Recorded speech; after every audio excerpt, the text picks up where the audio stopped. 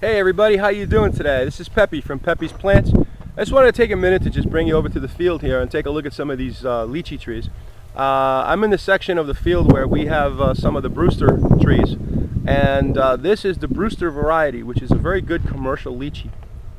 And I'm just going to show you a little bit of what the fruit looks like, how to pick it, and tell you a little bit about how they're propagated and basically how we make more trees from the trees that we have in the grove.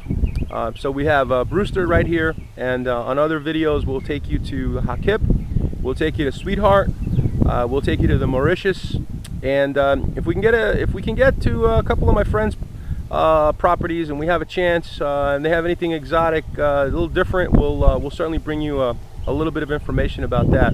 But I'm here to just show you a little bit about the trees in terms of what a lychee is, what a lychee tastes like. Let's come over here and get a little closer look, and you can see that we have lots of lychees on here. You get a little closer to each one of these individually, and you can see it's a windy day today. So, by the way, speaking of wind, lychees don't like wind. Okay, wind is not the lychee's best friend. They're not as wind tolerant as, say, the longans, the Kahala longans. Speaking of Kahala longans, right up here is a Kahala. This is a longan. I know this is about lychees, but let me get off subject for a minute, because the wind, if you look at the leaves in the Kahala, and look at this baby, this is the Kahala longan that's a commercial variety. You look at the leaves on it and you can see it's got a much thicker, much more wind tolerant leaf. So wind, not a big factor. Anyway, back to lychees. If you look at these lychees here, you can look at them and you can see the coloring on them, and some of that is the deficiency of nutritional deficiency. They love iron, by the way. Your lychee trees just absolutely love the iron. Now when a tree's bearing as heavily as these trees are, they're bearing pretty good, pretty heavily. You see how they're bearing, they're producing a lot of fruit, a lot of energy, so they're not always going to look their best. Go back here and get a little bit of a, let's do a little walk around. Still producing here. Brewster is the later producer. The other ones, a lot of them have already produced. Right now it's June 2nd, and we still have plenty of Brewsters producing. This is a beautiful, beautiful bunch of lychees right there. We could cut that panicle right at the top. Cut that right there. Right here, cut that. I don't have anything to cut it with, so we're not going to, but we can cut that right there, and that makes a nice bunch. Beautiful.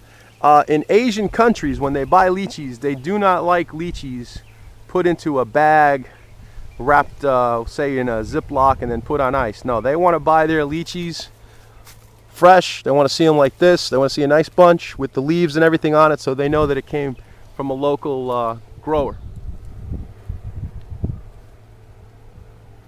Now, propagating the trees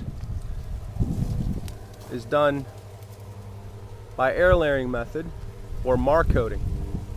Air layering is basically a method of vegetatively propagating the tree, making an exact clone of the tree by inducing branches on the tree to produce roots, and then when there's sufficient roots on the branch, we then plant the tree in a container, take care of it for several months, and then the tree will root into generally a 3-gallon pot, and then that tree will produce the same variety of fruit.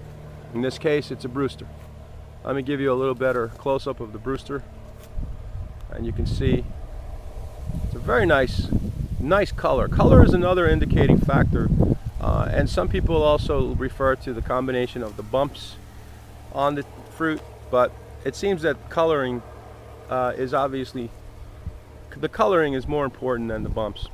Tasted many of these, and they're fantastic, even though they have a little bit of bumps. Let me see if I can grab one of these here. Now, what I just did here is not the way you do it. I did that by yanking on it. If I yank on it, what I do is I leave it like this, put it in a bag. That's going to spoil rather quickly. So you don't want to pick them this way. That's not the best way to pick them, okay?